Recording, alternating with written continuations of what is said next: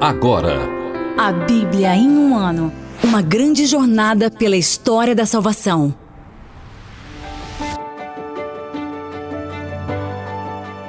Em nome do Pai, do Filho e do Espírito Santo. Amém. Olá, eu sou o Padre Renan Cunha e esta é a nossa jornada pela história da salvação. Aqui nós vamos conhecer a Palavra de Deus e o seu grande plano salvífico para nós, de Gênesis ao Apocalipse, entendendo como nós fazemos parte desta história de redenção. Já estamos no dia 15 e hoje vamos ler Gênesis 29 e 30, Jó 19 e 20 e Provérbios 3, de 5 a 8. O texto é da tradução oficial da CNBB e a voz é de Ricardo Bip.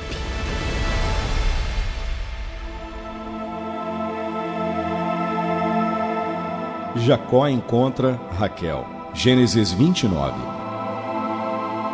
Jacó continuou sua viagem e chegou à terra dos orientais. Viu no campo um poço, junto ao qual descansavam 3 rebanhos de ovelhas, pois era desse poço que se dava de beber aos rebanhos. Uma grande pedra cobria a boca do poço. Quando todos os rebanhos estavam reunidos, rolava-se a pedra da boca do poço e dava-se de beber às ovelhas. Depois, recolocava-se a pedra em seu lugar, na boca do poço. Jacó perguntou-lhes: "De onde sois, meus irmãos?" "Somos de Harã", responderam. E Jacó continuou: "Conheceis Labão, filho de Nacor?" "Conhecemos", responderam. "Ele passa bem?" perguntou Jacó. E disseram: "Sim, passa bem. Olha, aí vem sua filha Raquel com o rebanho." Ele lhes disse: "Ainda é pleno dia, é cedo para reunir os rebanhos. Dai de beber ao rebanho e levai-o de novo a pastar." Eles responderam: "Não podemos fazê-lo enquanto não se reunirem todos os rebanhos e for removida a pedra da boca do poço. Então daremos de beber ao rebanho." Jacó ainda conversava com eles quando chegou Raquel com o rebanho de seu pai, pois ela apacentava o rebanho. Ao ver Raquel, filha de Labão, irmão de sua mãe, e o rebanho de Labão, irmão de sua mãe, Jacó aproximou-se, removeu a pedra da boca do poço e deu de beber ao rebanho de Labão, irmão de sua mãe. Em seguida, beijou Raquel e começou a chorar em alta voz. Contou a Raquel que era parente de seu pai e filho de Rebeca, e ela correu para contá-lo ao pai. Logo que recebeu a notícia acerca de Jacó, filho de sua irmã, Labão correu-lhe ao encontro, abraçou-o, beijou-o e levou para casa. Jacó contou a Labão o que havia acontecido, e Labão respondeu: "Realmente, tu és meu osso e minha carne." Jacó ficou então durante 1 mês junto de Labão. Depois Labão disse a Jacó: "Porventura, me vais servir de graça por seres meu parente? Diz-me qual deve ser o teu salário." Ora, Labão tinha 2 filhas. A mais velha se chamava Lia e a mais nova se chamava Raquel. Lia tinha o olhar apagado, mas Raquel tinha um belo porte e bela aparência. Jacó se enamorou de Raquel e disse a Labão: "Eu te servirei 7 anos por Raquel, tua filha mais nova." Labão respondeu: "É melhor confiá-la a ti do que dá-la a um estranho. Fica morando comigo."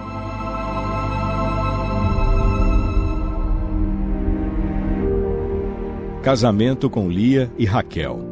Jacó serviu 7 anos por Raquel, mas lhe pareceram poucos dias de tanto que era seu amor por ela.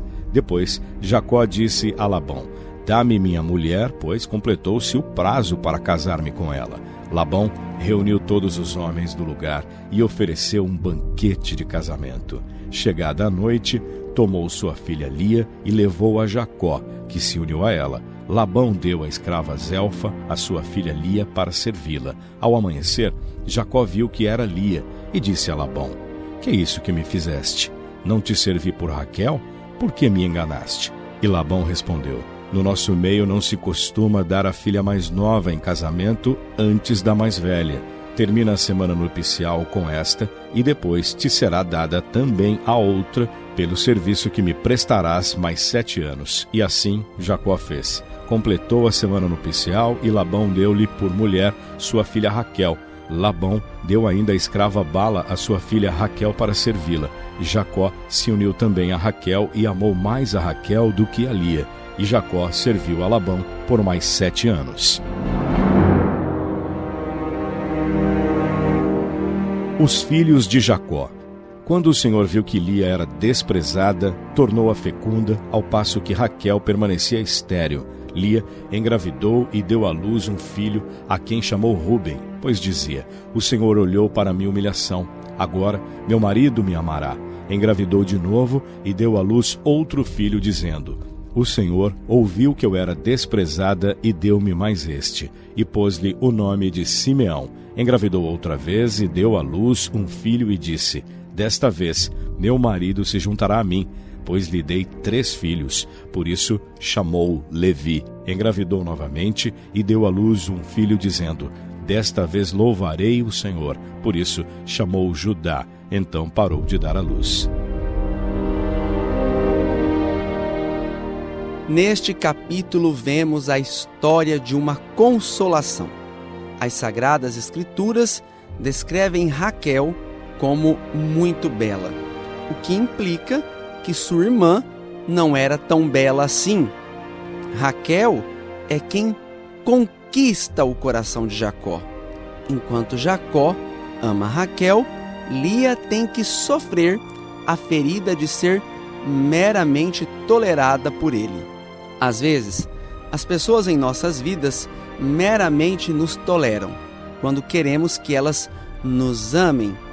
E podemos facilmente deixar isso moldar nossa percepção de Deus também, e erroneamente pensar que Ele simplesmente nos tolera. Deus vê a dor de Lia em não ser amada, então Ele abre seu ventre enquanto Raquel permanece estéril. Gênesis capítulo 30. Vendo que não conseguia dar filhos a Jacó, Raquel ficou com ciúmes de sua irmã e disse a Jacó: dá-me filhos, senão vou morrer. Jacó irritou-se com Raquel e disse-lhe: acaso estou no lugar de Deus, que te negou o fruto do ventre? Ela respondeu: aí tens minha escrava Bala, une-te a ela, para que dê a luz sobre os meus joelhos e também eu tenha filhos por meio dela. E Raquel deu sua escrava Bala por mulher a Jacó, que se uniu a ela. Bala engravidou e deu a Jacó um filho. Raquel disse: Deus me fez justiça, atendeu meu pedido e deu-me um filho. Por isso chamou-o Dan. Bala, escrava de Raquel, engravidou outra vez e deu um segundo filho a Jacó. E Raquel disse: batalhas sobre-humanas travei com minha irmã e saí vencedora.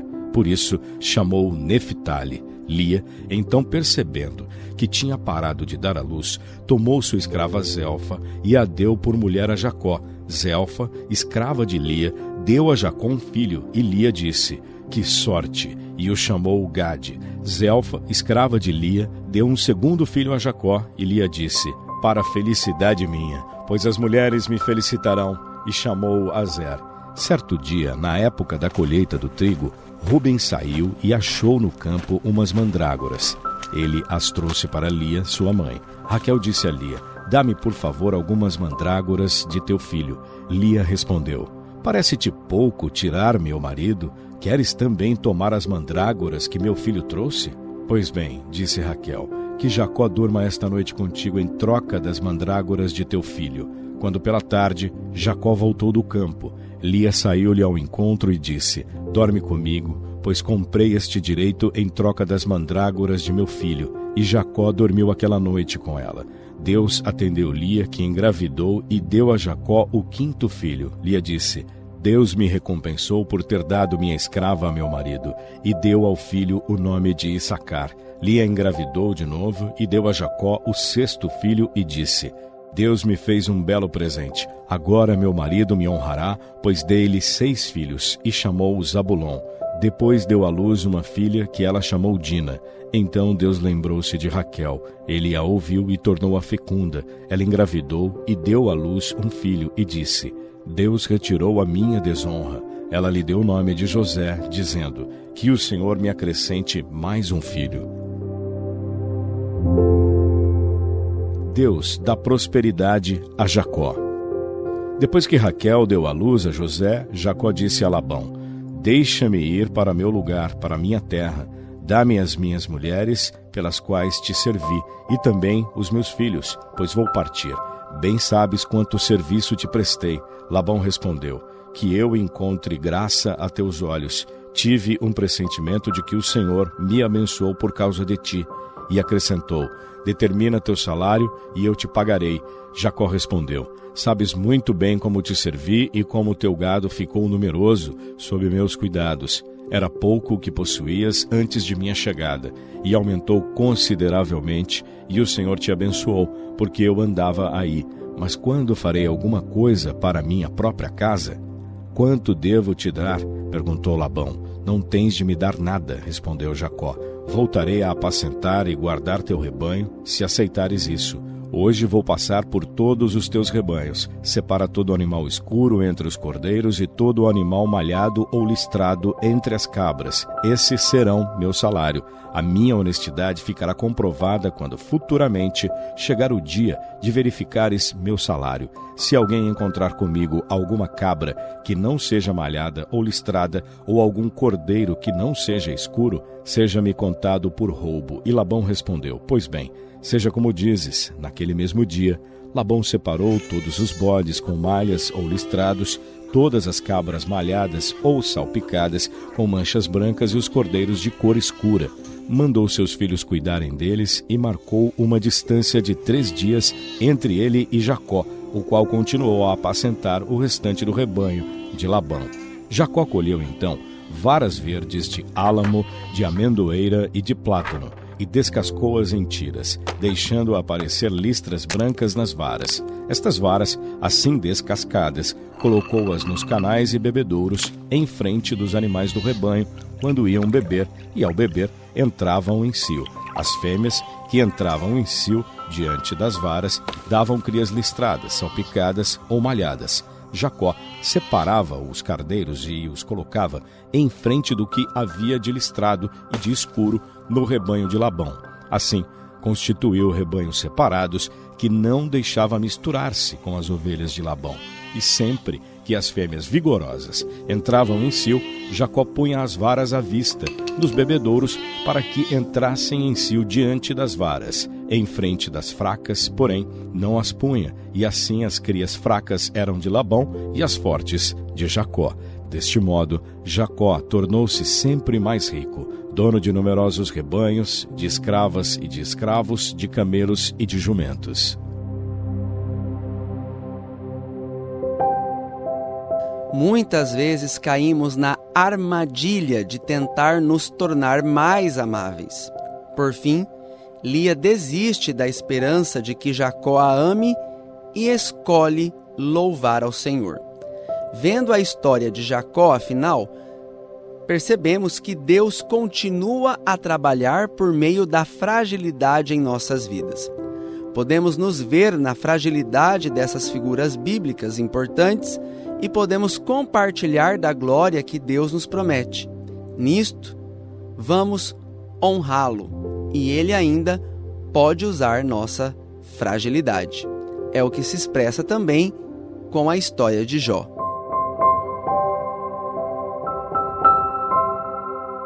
Resposta de Jó, desgraça e esperança. Jó, capítulo 19. A essas palavras Jó respondeu: até quando afligireis minha alma e me magoareis em vossos discursos? Já por 10 vezes me censurastes, e não vos envergonhais de me oprimir. Na verdade, mesmo que eu tivesse errado, meu erro importaria somente a mim. Se vos exaltai à minha custa, lançando-me em rosto o que me envergonha, ao menos agora compreendei. Não foi com justiça que Deus me afligiu e me apanhou na sua rede. Embora eu clame, sofro violência, não sou ouvido. Levanto a voz e não há quem me defenda. Ele fechou o meu caminho, não posso passar. Com trevas escureceu a minha trilha. Despojou-me da minha glória e tirou-me a coroa da cabeça. Demoliu tudo ao meu redor e estou morrendo. E arrancou, como uma árvore, minha esperança. acendeu sua ira contra mim, tratando-me como seu inimigo. Chegam em tropel seus esquadrões, em minha direção abrem caminho e acampam em volta da minha tenda. Afastou de mim os meus irmãos e meus parentes, como estranhos, me evitam. Abandonaram-me meus vizinhos e os que me conheciam esqueceram-se de mim. Os que moravam em minha casa e até minhas servas consideram-me um estranho. Aos seus olhos tornei-me um forasteiro. Chamei meu servo e não me respondeu, apesar de o suplicar com minha própria boca. Minha mulher enojou-se do meu lábio e tornei-me asqueroso aos filhos de minhas entranhas. Até as crianças me desprezavam, insultando-me, quando procurava levantar-me. Abominam-me os que outrora foram os meus conselheiros. Aquele a quem eu mais amava desviou-se de mim. A minha pele, consumidas as carnes, pegaram-se os ossos, desapareceu a gengiva ao redor dos meus dentes. Piedade, piedade de mim, ao menos vós, meus amigos, pois a mão de Deus me feriu. Por que me perseguis como o próprio Deus? Por que não vos fartais de minha carne? Quem dera se escrevessem minhas palavras. Quem dera fossem elas gravadas num livro e com estilete de ferro e com chumbo fossem esculpidas em granito para sempre. Pois eu sei que meu Redentor está vivo e que no fim se levantará sobre o pó, e depois que tiverem arrancado esta minha pele, desde minha carne, verei a Deus. Eu mesmo o verei, meus olhos o contemplarão, e não a um estranho. Meus sentimentos se abrasam dentro de mim, e se disserdes agora, como vamos persegui-lo? Que pretexto encontraremos contra ele? Temei o fio da espada, pois a espada é vingadora dos crimes e sabereis que há um julgamento. Segundo o discurso de Sofar, o malvado perecerá. Jó capítulo 20. Então respondeu Sofar de Naamate: é por isso que minhas reflexões me trazem de volta e o entendimento rebrilhou em mim. Ouvirei a tese com a qual me acusas, mas o espírito da minha inteligência responderá por mim. Acaso não sabeis isto desde o começo? Desde quando foi posto o ser humano sobre a terra? Que a alegria dos iníquos é breve e o gozo dos ímpios dura um momento?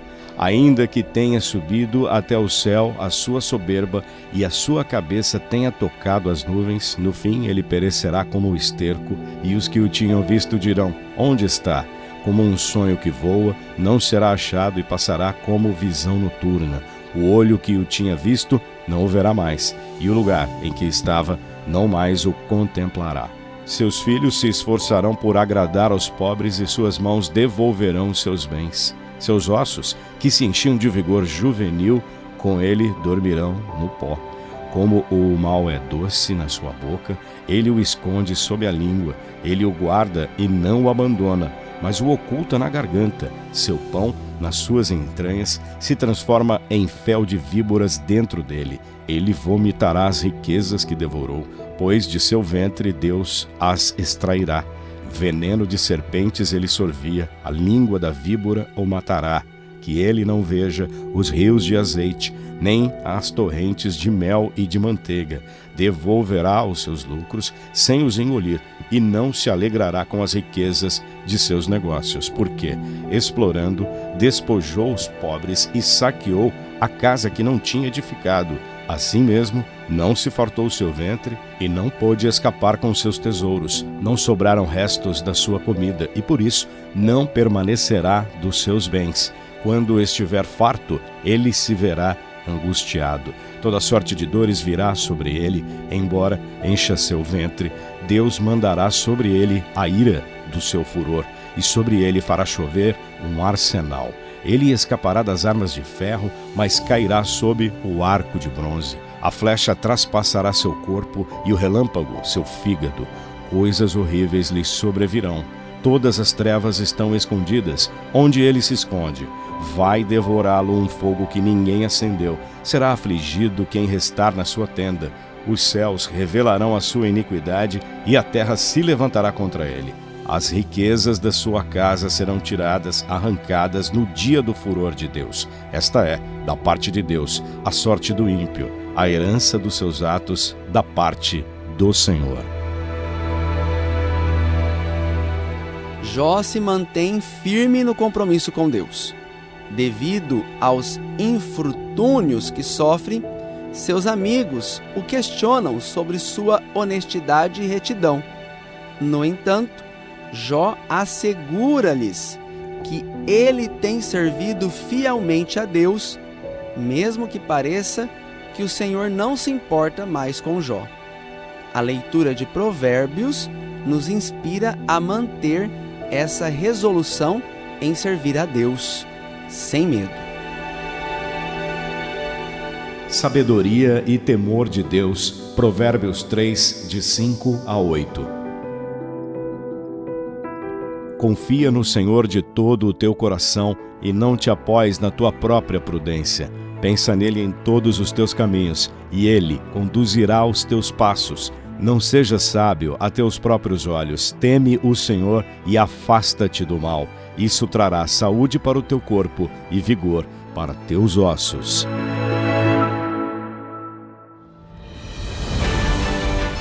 No próximo episódio, vamos ler Gênesis 31 a 32, Jó 21 a 22 e Provérbios 3, de 9 a 12.